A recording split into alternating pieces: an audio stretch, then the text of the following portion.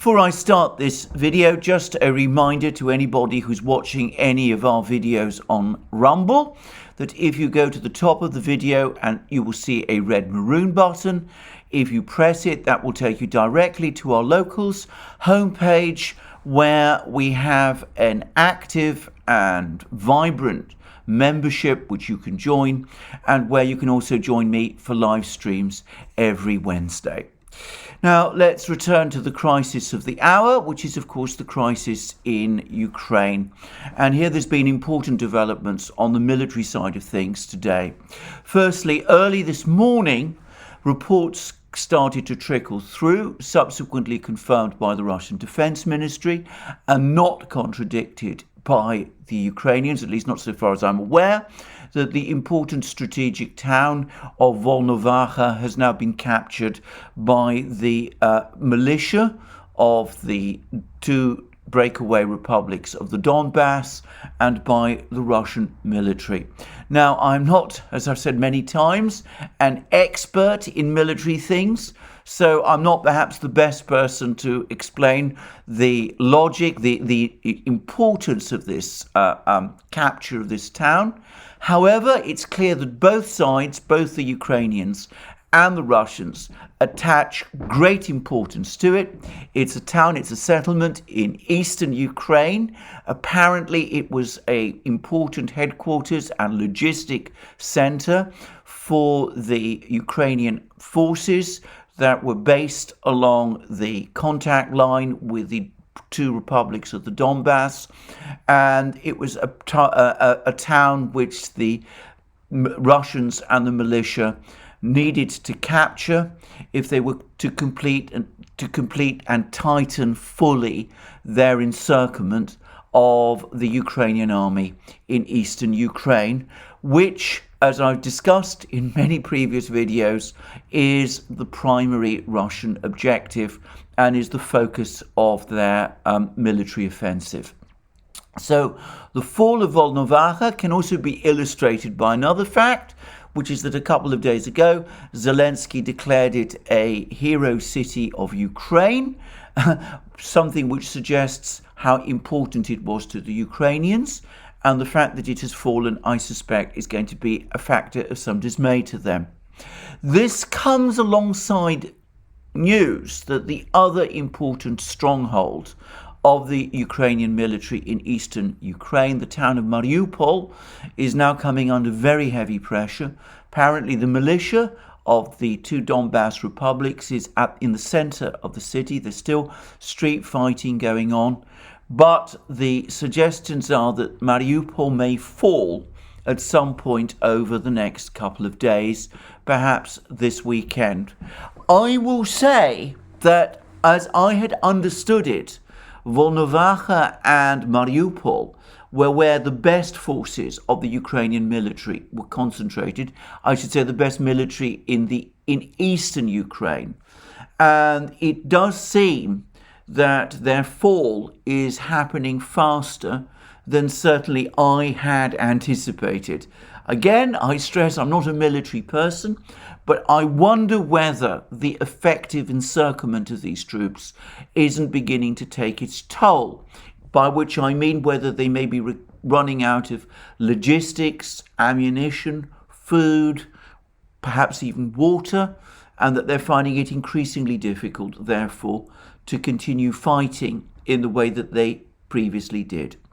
Now, I've discussed many times on this channel the fact that the focus of the Russian effort is to encircle and destroy the Ukrainian army in eastern Ukraine by creating what the Russians like to call a cauldron, a trap in which it is essentially encircled and is forced either to lay down arms or disintegrate.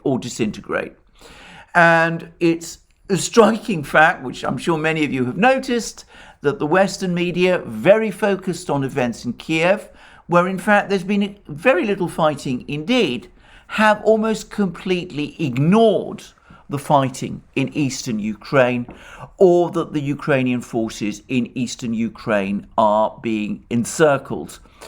Now, that changed yesterday with a report in the London Times. Now, the report was principally about the fighting in Mariupol, but it did contain this extremely important sentence, which a section, which is the first admission in any legacy or mainstream Western media outlet that the Ukrainian army is facing encirclement and crisis in eastern Ukraine. Now, the entire article is behind a paywall, but I will read the relevant section. In the most likely scenario, Ukrainian forces located along the former line of contact, the front line between Ukrainian forces and separatists before the invasion, would face either logistic isolation and encirclement. Moscow would be able to unite the Russian-backed rebels in eastern Ukraine with its troops in Crimea, also a symbolically important feat that would highlight Russia's expansion. Western officials said that encircling the Ukrainian forces in the east was paramount. The word paramount is given in inverted commas. In other words, it's given. It looks like a quotation from some senior Western official. So Western officials said that encircling the Ukrainian forces in the east was paramount to the success of the operation, because that was where the most effective, capable and trained and equipped Ukrainian forces were in the country. And now there's a quotation, there will be a need to encircle those forces to prevent them from interfering with a military operation.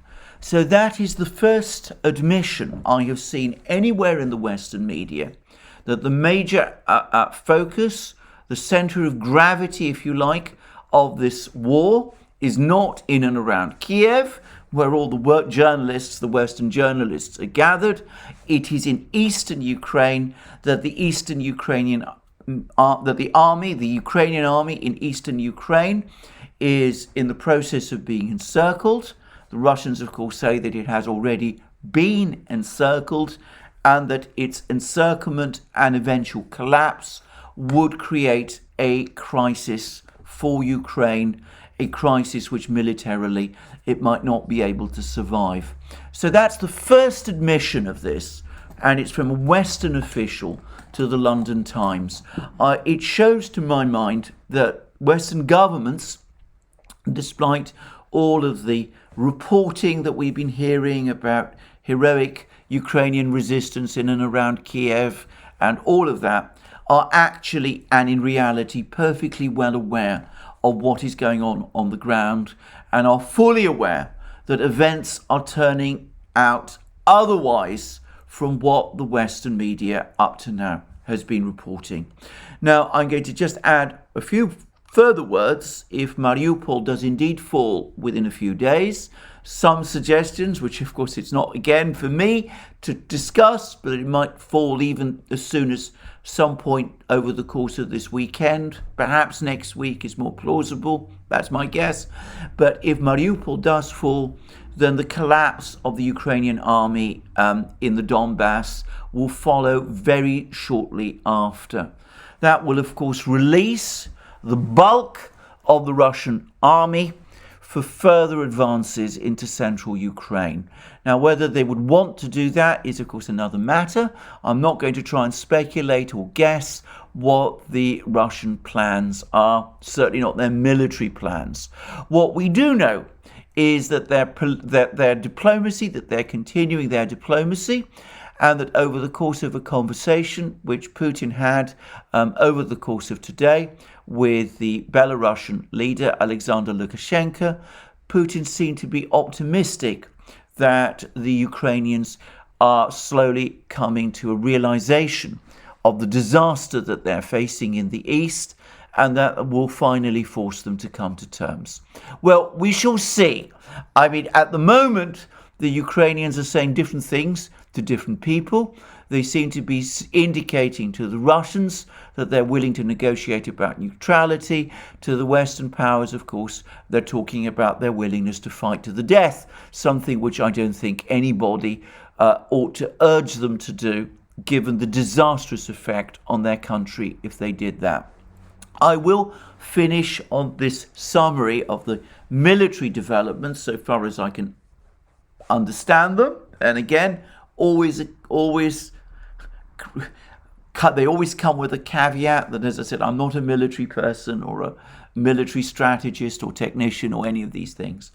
But I would finish also by saying that the mayor of Kiev, Vitaly Klitschko, has now said that around half the population of Kiev has left the city. And it does seem as if the Russian ring around Kiev is also slowly tightening. I suspect that at the moment there are still no Russian plans to storm Kiev, but of course if the situation in eastern Ukraine results, as it now seems certain to do, in a Ukrainian collapse, and assuming that the Russian army is then able to move into the center of Ukraine, at that point it looks to me as if Ukraine's capital, Kiev, it becomes undefendable, and a collapse at that point in Kiev may follow. What that would mean, I'm not absolutely sure. It may be, however, that rather than have that happen, the Ukrainians will finally do that which the Russians are asking them to do, which is to come to the negotiating table and effectively agree to the demands that the Russians are making of them. Anyway, that's my summary of the military developments.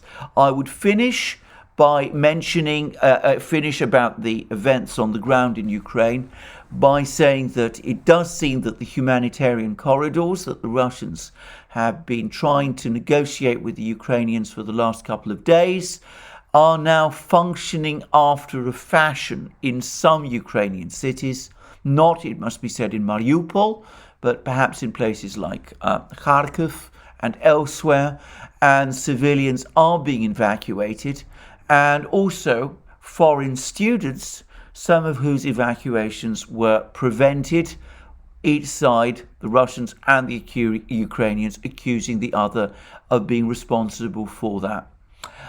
Anyway, so advances by the Russians in the east and center of Ukraine, their capture of an important point, city, Volnovakha, the imminent capture of Mariupol, indications that the Ukrainians might be starting to shift their negotiating position, and a tightening ring around Kiev as the humanitarian corridors start to enter fitfully into life.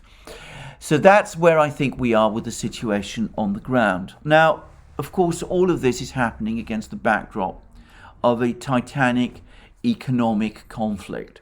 And here I would like to make a few general observations. Firstly, it's clear that the Europeans, having looked down the abyss of cutting themselves off from Russian oil and gas, have now drawn back and decided not to do it. There was a big summit in France, in Versailles, the Palace of Versailles. Actually, to say it properly, it's the Chateau of Versailles on Thursday. All sorts of people were there. All the European Union people were there. There was much discussion about what to do, but it's clear that that the European Union will not reject, will continue to import oil and gas from Russia, and that there is no intention at the moment to extend any further financial sanctions against Russia. There's not going to be any move to disconnect any further Russian banks from the SWIFT interbank messaging system. So that means, by the way, that 70% of the Russian banking system is still connected to SWIFT, with the rest of the banking system, in some ways, by the way, the more resilient part of it, now rapidly moving across, unrolling its Mir and Union Pay cards, which take it completely out of the Western financial system. Now, this has happened alongside a very interesting report from the Russian news agency Interfax, which has reported that the Russian parliament is now railroading through at very great speed a law which allows Russian banks to sell gold, platinum, silver, palladium ingots to investors in return for foreign currency. Now, the relevance of this is a point made in the live stream that we did a few days ago on the Duran, and where we were joined by the amazing and wonderful Tom Longo. And Tom Longo, in that live stream, mentioned that he thought it highly likely that, especially in terms of its internal operations of the ruble, the Russian government would, before very long, move towards a gold-backed ruble for Russia's internal trade, even as it seeks to drain foreign currency out of the Russian economy. In other words, concentrate all holdings of foreign currency in its own hands. And I've discussed this report, the report of this bill, with Tom Longo, and he made the point to me that this is exactly in line with his idea that we are indeed looking towards the Russians working steadily towards a gold-backed ruble in terms of their own internal arrangements. Now, that's probably going to have not going to be relevant to the external operations of the ruble, but it does seem as if the Russians are doing exactly what Tom Longo expected that they would do, as they seek to convert the entirety of their financial system from use of foreign currencies. And here, by the way, whilst we're talking about financial sanctions, another surprising thing happened today. Today was supposed to be the day when the Russians were going to start defaulting on their foreign debt obligations. But to most people's surprise, in fact, to practically everybody's surprise, Gazprom, the big Russian gas monopoly, export monopoly, I should say, paid $1.3 billion of its external debt to its creditors when it fell due.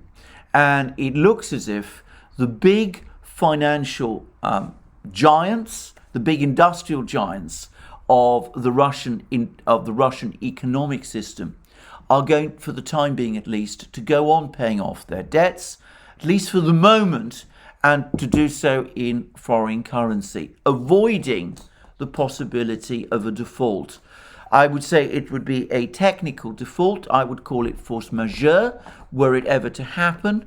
And one should be always careful, I think, in saying that a default by a particular Russian company, even a state-owned company, is default by the Russian state. But never mind, that's what people would say. But anyway, a lot of people were caught by surprise by Gazprom's move.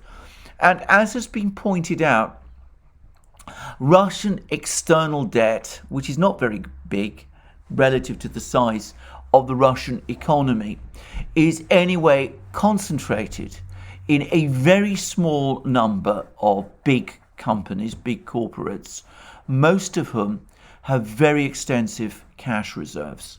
So it could be that they will be gradually unwinding this external debt to the extent that they need to by themselves, obviously with the agreement of the Russian authorities, the finance ministry and the central bank, and that this default that many people are expecting may be more delayed than some people anticipate, or perhaps, and I'm not an expert in these things either, perhaps it won't happen at all. And I say that because oil and gas energy prices are continuing to rise. The Europeans are making it clear that they will continue to import Russian energy products.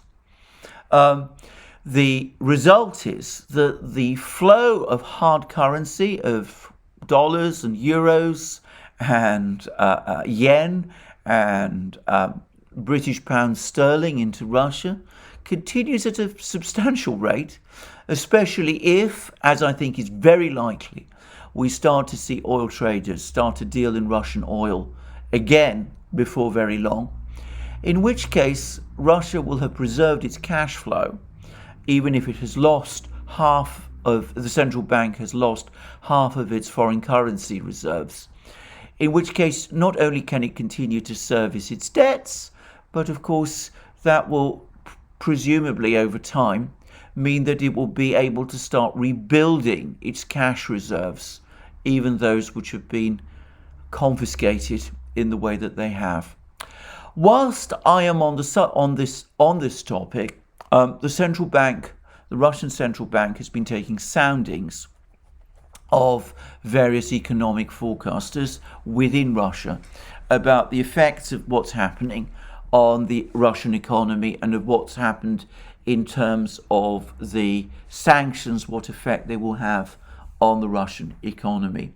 And this comes directly after a lengthy meeting which Putin had with his top economic advisors in Moscow, in which they talked about the progress, the future of the economy now that it's under sanctions. And it was very interesting because the officials, the Prime Minister Mishustin, the Finance Minister Siluanov, the Mayor of Moscow, Sobyanin, all told Putin that the financial system in Russia is stable, continues to operate smoothly. There's no panic withdrawal apparently from Russian banks. Everything seems to be, or at least this is what the government tells us, maybe not always true, but this is anyway what they're telling us, and it seems to be borne out by general events, that everything is functioning on a fairly smooth basis. There is the prospect of much higher inflation this year, and the economic forecasters thought it might go as high as 20%, which would be indeed very high, but not perhaps certainly not nowhere close to hyperinflation, and so nowhere close even to Turkish levels. Well, we'll see whether that's right. It seems those forecasters were not taking anyway into account the kind of things that the government itself might do.